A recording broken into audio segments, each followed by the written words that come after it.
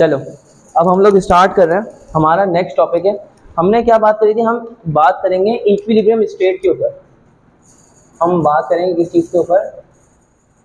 Equilibrium state के ऊपर। सबसे पहले हम इक्विलिब्रियम स्टेट को ना एक छोटे से ग्राफ से समझ लेंगे। बहुत सिंपल सा ग्राफ है। बस ज़रा प्लीज़ फोकस रखिएगा यहाँ पे। सपोज कर लें कि मैं ये ग्राफ ड्रॉ कर रहा हूँ। ये हमारा कौन सा एक्सिस है? अरे क्या कर रही हो लड़की? ये हमारा एक्स एक्सिस है और ये कौन सा एक्सिस है? हमारा वाई एक्सिस है। यहाँ तक हमें समझ में आ गया।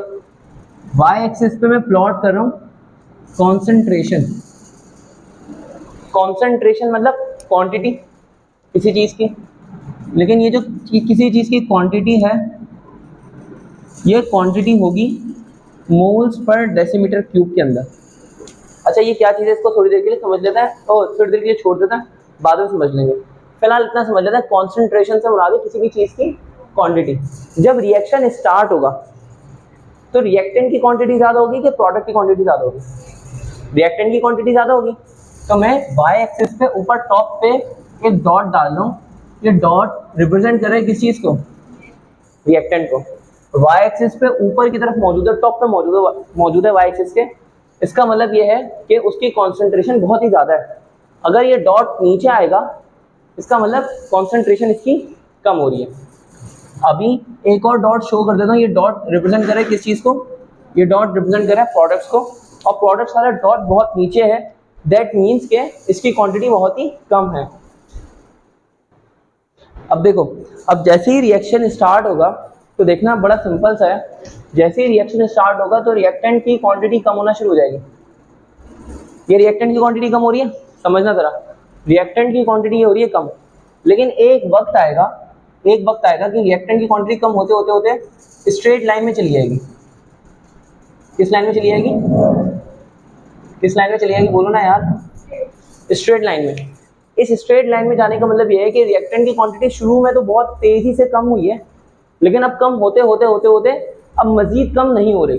देखो यहाँ पे अगर आप देखोगे तो यहाँ का फासला और इस जगह का फासला बराबर है। इसका मतलब कि रिएक्टेंट मजीद कम नहीं हो रहा है। इसी तरह से प्रोडक्ट की क्वांटिटी शुरू में क्या होगी? बढ़ेगी। जब प्रोडक्ट की क्वांटिटी शुरू में बढ़ना शुरू होगी, बढ़ते एक टाइम ऐसा आएगा कि प्रोडक्ट की क्वांटिटी हो जाएगी स्ट्रेट लाइन में चली जाएगी। अब इसका मतलब प्रोडक्ट मजीद नहीं बढ़ रहा है। तो ये जो पॉइंट है, जिस पॉइंट पर, अच्छा एक तो पॉइंट ये वाला है, एक पॉइंट ये वाला है, इस पॉइंट को समझाता हूँ, और एक स्टेट ये वाली है जिस स्टेट पे ये दोनों लाइंस स्ट्रेट पाथ के अंदर है। ना ही तो प्रोडक्ट्स बढ़ रहे हैं, ना ही तो रिएक्टेंट्स बढ़ रहे हैं। यहाँ पर ये जो पूरी स्टेट है, ये पूरी स्टेट कहलाती है इक्विलिब्रियम स्टेट। ये पूरी स्टेट क्या कहलाती है? Equilibrium state. इक्विलिब्रियम स्टेट के कुछ फजाइल आपको पता होंगे कि यहाँ पर रिएक्शन मजीद नहीं हो रहा होता, रिएक्शन रुक जाता है एक तरीके से। ना ही तो रिएक्टेंट्स कम हो रहे हैं, ना ही तो प्रोडक्ट्स बढ़ रहे हैं, तो एक तरीके से रिएक्शन रुक गया है, रिएक्शन कुछ भी नहीं प्रोसीड हो रहा। तो यहाँ पे मैं इक्विलिब्रियम स्टेट के अंदर बोलता हूँ कि रिएक्शन स्टॉप हो जाता है। स्टॉप हो जाता है कैसे? कि आगे जाने की स्पीड और पीछे आगे जाने की स्पीड और पीछे आने की स्पीड, यानी रेट ऑफ फॉरवर्ड डायरेक्शन और रेट ऑफ बैकवर्ड डायरेक्शन, जिसको हम फिजिक्स के अंदर स्पीड बोलते हैं और उसको केमिस्ट्री में हम लोग रेट बोलते हैं। ठीक है, तो हम लोग यहाँ पे क्या बोले? रेट ऑफ फॉरवर्ड डायरेक्शन बराबर हो जाते हैं किस चीज़ के? रेट ऑफ फॉरवर्ड रिएक्शन बराबर हो जाते हैं किस चीज़ के? Rate of backward reaction. ये स्टेट हमारी कहलाती है इक्विलिब्रियम स्टेट। तो आपको एक फर्क समझना पड़ेगा, इक्विलिब्रियम स्टेट पे रेट ऑफ फॉरवर्ड रिएक्शन और रेट ऑफ बैकवर्ड रिएक्शन ये बराबर होते हैं इक्विलिब्रियम स्टेट पे। लेकिन अब आप इस पॉइंट को फोकस करना है, इस पॉइंट को, ये जो मैंने पॉइंट ड्रॉ किया, इस पॉइंट पे देखो, रिएक्टेंट जितना है उतना ही प्रोडक्ट है। रिएक्टेंट और प्रोडक्ट कॉन्सेंट्रेशन के हिसाब से सेम पॉइंट पे आ गए। रिएक्टेंट और प्रोडक्ट कॉन्सेंट्रेशन के हिसाब से किस पॉइंट पर है? सेम पॉइंट पर। तो मैं इस पॉइंट पे बोलूँगा, इस पर्टिकुलर पॉइंट पे कॉन्सेंट्रेशन ऑफ रिएक्टेंट बराबर होती है किस चीज़ के? कॉन्सेंट्रेशन ऑफ प्रोडक्ट के। ये जो पॉइंट है ये पॉइंट कहलाता है इक्विलिब्रियम पॉइंट। क्या कहलाता है ये? Equilibrium point. तो आपको फर्क समझ में आया? इक्विलिब्रियम पॉइंट में और इक्विलिब्रियम स्टेट में क्या फर्क है, समझ में आ गया? एक बार तो ये फ्लैट हो गई है भाई, इसका कुछ नहीं हो सकता, ये बिल्कुल नींद के अंदर डूबी हुई आज, ये बिल्कुल ही सही। कल रात को सही थी। अच्छा, अभी अभी बिल्कुल मरने वाली हालत हो गया। बिरयानी के पक्के ऑर्डर पैक करा दे।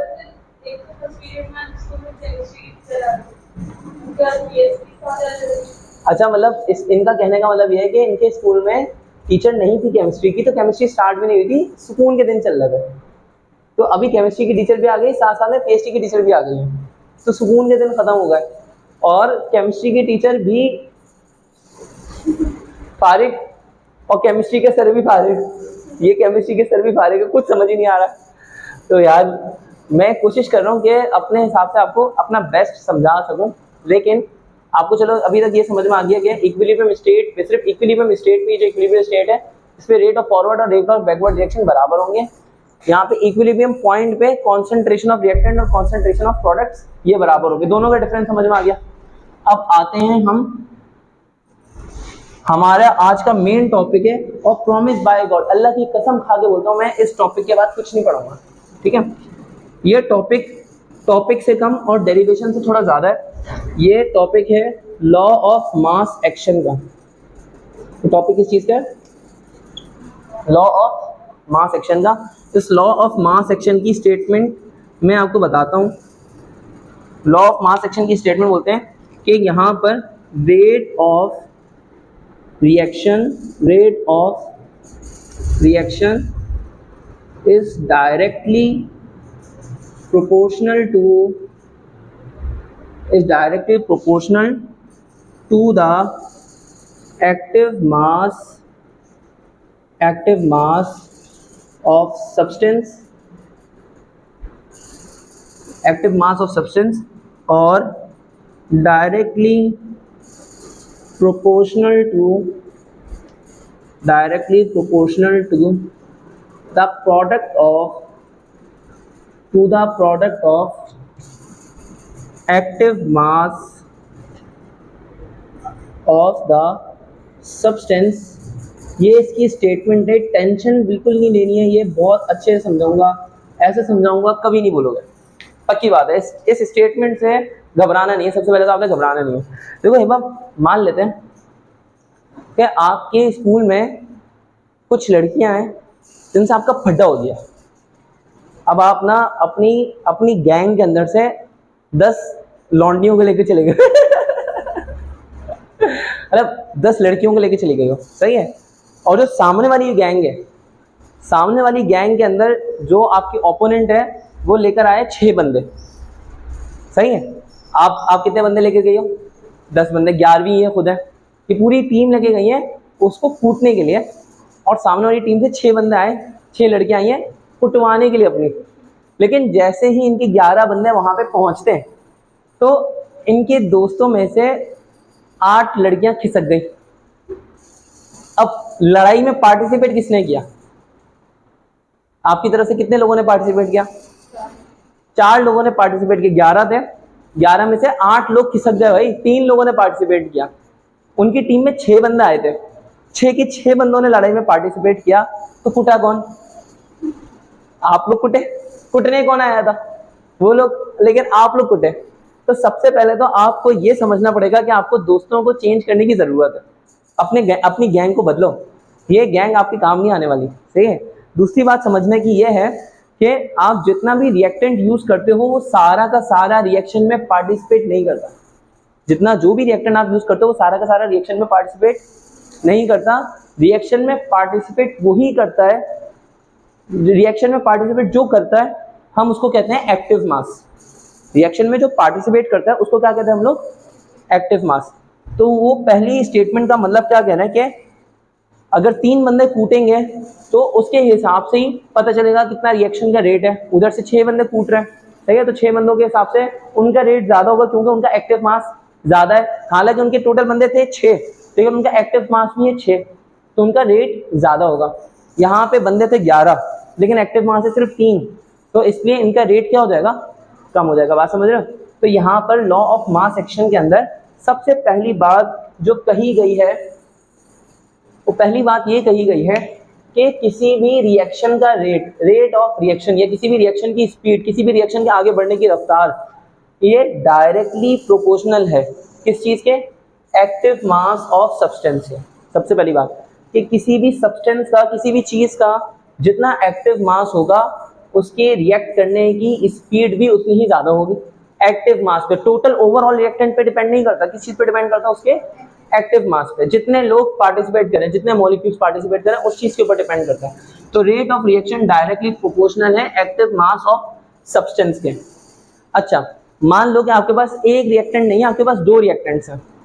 आपके पास कितने रिएक्टेंट्स हैं? दो रिएक्टेंट्स। मान लो कि इनकी गैंग और ये अपने साथ एक और गैंग को लेके गई। एक तो इनकी अपनी गैंग है, उस गैंग में 3 बंदे हैं, एक और अपनी गैंग को पकड़ के लेकर आएंगे, किसी और की गैंग को पकड़ के लेकर आएंगे, उस गैंग के अंदर 7 बंदे हैं जिसमें से 6 पार्टिसिपेट कर रहे हैं। समझ पा रहे हो? तो अब टोटल ओवरऑल कितने लोग पार्टिसिपेट कर रहे हैं? 9, 3 इनके 6 उसके। तो इसीलिए अब क्या होगा, अगर 2 रिएक्टेंट्स हैं तो हम दोनों की टीम को मिला देंगे। दोनों की टीम का जो प्रोडक्ट आएगा उसके हिसाब से रेट ऑफ रिएक्शन हमारा डिटरमिन होगा, कितनी हमारी स्पीड ज़्यादा है। अब ये 9 बंदे मिलकर 6 बंदों को कूटेंगे। समझ आ रही मेरी बात? तो यहाँ पे ऐसे ही बोल रहे हैं कि अगर हमारे पास कम से कम 2 रिएक्टेंट्स या 2 से ज़्यादा रिएक्टेंट्स हों तो हम क्या करेंगे, उनके एक्टिव मासेस का प्रोडक्ट ले लेंगे। क्या कर लेंगे? उनके एक्टिव मासेस का प्रोडक्ट ले लेंगे, यानी कि उनके एक्टिव मासेस को मल्टीप्लाई कर लेंगे। एक्टिव मासेस को मल्टीप्लाई करके फिर हमारा रेट ऑफ रिएक्शन आएगा जो कि डायरेक्टली प्रोपोर्शनल होगा इनके एक्टिव मासेस के प्रोडक्ट्स के। अब क्लियर समझ में आया? ऊपर से चला गया? क्लियर समझ में आ गया? नहीं आया समझ में? अभी समझ में नहीं आया? अभी मैं और उसकी एग्जांपल देता हूँ। सपोज कर लो कि हमारे पास एक रिएक्टेंट है हाइड्रोजन गैस और दूसरा रिएक्टेंट है आयोडीन गैस। ये आगे जाके कन्वर्ट हो रहा है किस चीज़ में? हाइड्रोजन आयोडाइड में। सही है? और एक और रिएक्शन है हमारे पास, उस रिएक्शन के अंदर क्या लिखा हुआ है? उस रिएक्शन के अंदर लिखा हुआ है sulphur trioxide. Sulphur trioxide gas आगे जाके कन्वर्ट हो रही है किस चीज़ में? सल्फर डाइऑक्साइड में और ऑक्सीजन गैस में। यहाँ तो क्लियर समझ में आ रहा है? मैं सिर्फ इस रिएक्शन की बात करूंगा जो कि हाइड्रोजन गैस और आयोडीन गैस का रिएक्शन है और फॉरवर्ड डायरेक्शन में जा रहा है। कौन सी डायरेक्शन में जा रही है? फॉरवर्ड डायरेक्शन में। ये कितने रिएक्टेंट्स हैं? 2 रिएक्टेंट्स हैं। तो मैं यहाँ पे बोलूँगा rate of forward reaction. Rate of forward reaction directly proportional है। रेट ऑफ फॉरवर्ड रिएक्शन, जैसे बोला था, rate of reaction directly proportional है। डायरेक्टली प्रोपोर्शनल है उनके एक्टिव मासेस के प्रोडक्ट के।